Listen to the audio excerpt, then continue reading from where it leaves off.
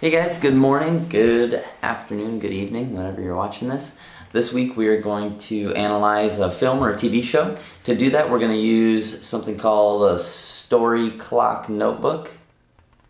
And it's really cool. So it's I'm going to give you guys a digital printout of this, but it's got different themes that happen in stories that are pretty common. And it has a spot for us to take notes and then put it on a clock to kind of help figure out where things happen, why they happen. And so, yeah. I did find a video to help kind of illustrate how to use this story clock to help us understand movies. So let's watch that.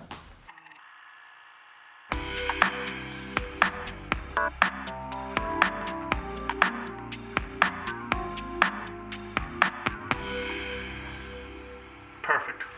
Oh, hi. I didn't see you there. But then I did. Congratulations. You are now the proud owner of a Storyclock notebook. I'm excited to see what you make with it. But first, we have to learn how to use it, of course. To use the research log, you'll need 4 things. Your Storyclock notebook, a pencil or pen, a movie of your choice, and a desire to learn. But if you don't have that, it's probably fine. Start by writing the name of the movie of your choice in the title section. Then insert the movie of your choice into the technology of your choice. Begin watching it.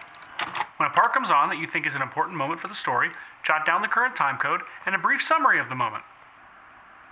When you're done, make sure to note the movie's total runtime.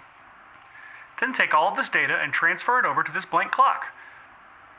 Sometimes math can be tricky, so there's a handy page time converter in the back of the book for times like these.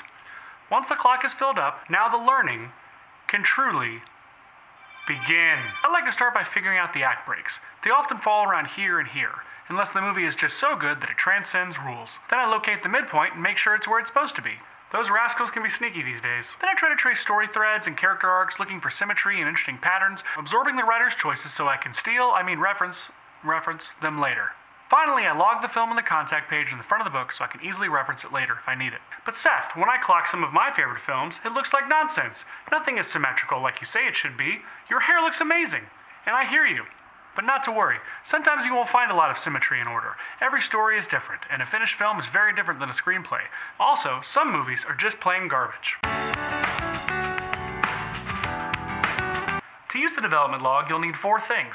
Your Storyclock notebook, a pencil or pen, an idea for a movie, and a passion for storytelling, but it's totally fine if you don't have that. Start by writing the title of the movie you're dreaming up.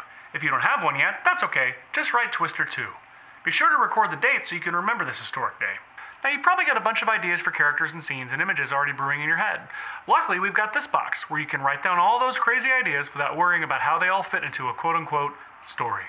Use this box to keep a list of all the characters you're thinking of, and use this box for all the big existential questions you want this force of culture to ask. Once you're all out of ideas, it's time to get to clocking, as they say regularly in the business. Picture your story as if it were a clock. Take your ideas from here and drop them over here, wherever you reckon they might occur. Now that you've done that, you can see all the gaps you need to fill. And rather than filling them with stupid, weird ideas from the outside, you can extract ideas from what you've already got here, using the power of symmetry. So here I've got this lonely gap where something's got to go. So I look up here at a later point in the story that's vertically opposite my gap. And I see that I'm planning an elaborate action sequence involving a fist fight with a wild bear on an abandoned moon base. So already I see a number of things I could be setting up or foreshadowing, which gives me a terrific starting point for filling the gap. But if I'm still stumped, I can even consult this handy story template on the inside cover to see what should be going on under the hood at this point in my movie. I see here that this is when the villain should be gaining the upper hand. Use this process to fill out the broad strokes of your story until you feel ready to get to typing that bad boy into an outline or a treatment, or maybe even an actual screenplay. And don't forget to log it on the contact page so you can find it later. But what about TV shows, you ask? Could I use it to outline a season of award-winning television? Absolutely. You can use one clock to chart the season itself. Say you're committing to 8 episodes of your first season. You could chart them out over the clock like this. And then you could give each episode its own clock. We truly thought of everything. Now you're ready to start churning out tomorrow's major motion pictures. I hope that the Storyclock notebook and subsequently your film career is everything you dreamed and more.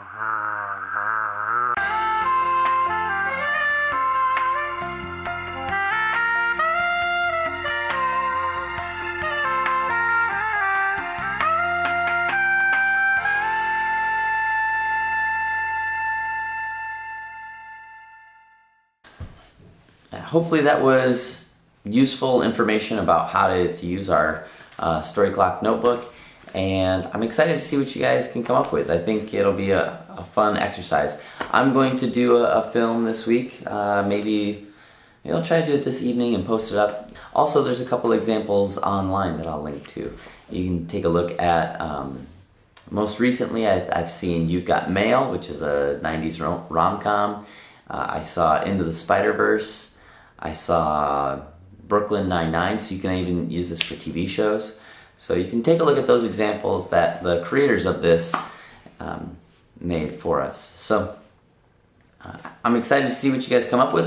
I hope it's a really enjoyable project. So it's a little bit different. You don't have to use a camera this week. Just watch something that you enjoy and try to figure out why you enjoy it. And I think this might help out. So hope you guys are having a great week, and I look forward to seeing what you guys come up with. All right, talk to you later.